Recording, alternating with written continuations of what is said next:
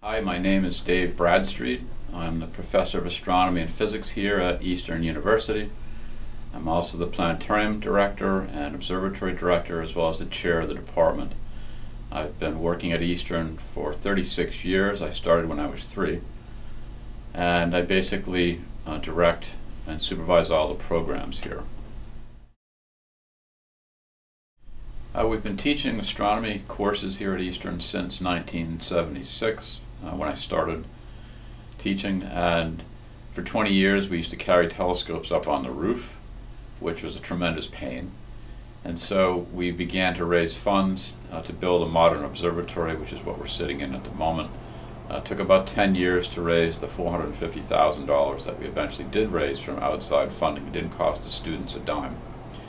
And we actually started raising money by running around the track and raising money in what we called jogathons. And we actually raised $40,000 doing that over 3 jogathons, so that was very successful.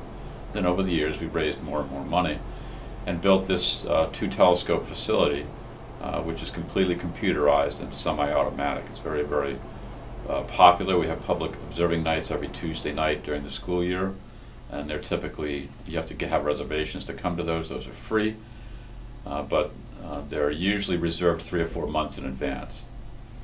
The observatory was named after me, mostly because I did the fundraising, or a lot of the fundraising, and designed the layout of the place.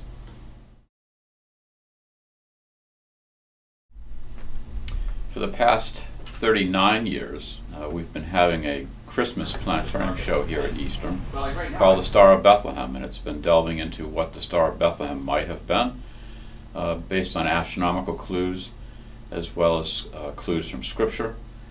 The current one, which we've been doing for the past 4 years with our new digital planetarium, features me as an astronomer answering the questions of my 5-year-old daughter, who is played by Karina Fakira, who's the daughter of a biology professor here, and who indeed was 5 years old. She definitely steals the show with her questions about different Christmas traditions, like mistletoe and hanging stockings by the fireplace.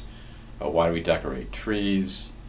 And then finally she asked me about what the star is. And we go through all the possibilities of what the star might have been and might not have been. It's been a very popular show, and in fact this season's shows are all sold out as we speak.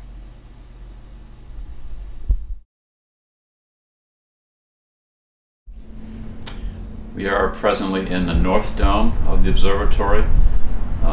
This telescope is a 16-inch, what's called a Schmidt-Cassegrain telescope. We have a twin to it about 40 feet away in the other dome, in the South Dome. It's fully automatic in terms of computers running it. The dome also is coupled to it, so wherever the telescope points, the dome goes with it.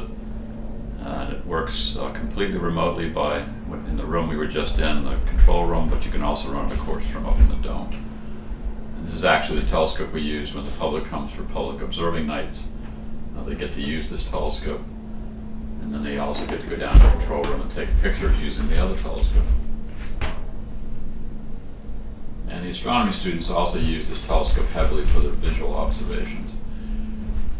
And when it's crystal clear and the students go away, then we hook up the digital cameras and we do research here as well with both telescopes.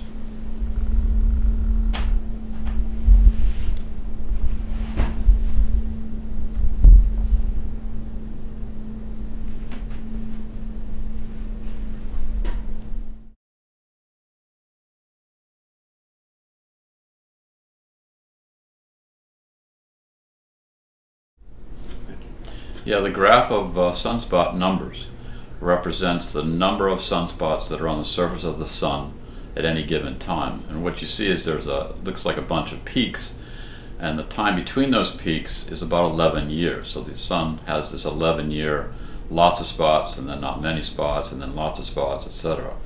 And the interesting thing is that people aren't talking about is that we should be in a sunspot maximum right now, actually several months ago, and the sun is almost naked from spots, and no one understands why that is, and it's not being discussed.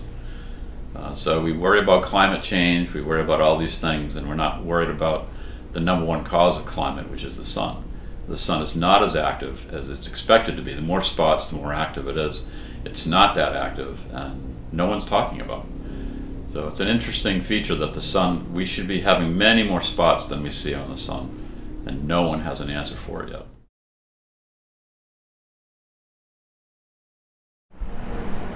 Yeah, we're up on the roof of McGinnis Learning Center, which is where the observatory is. This is actually the highest point on Eastern University's campus. It gives us a real nice view of the sky without any hindrances.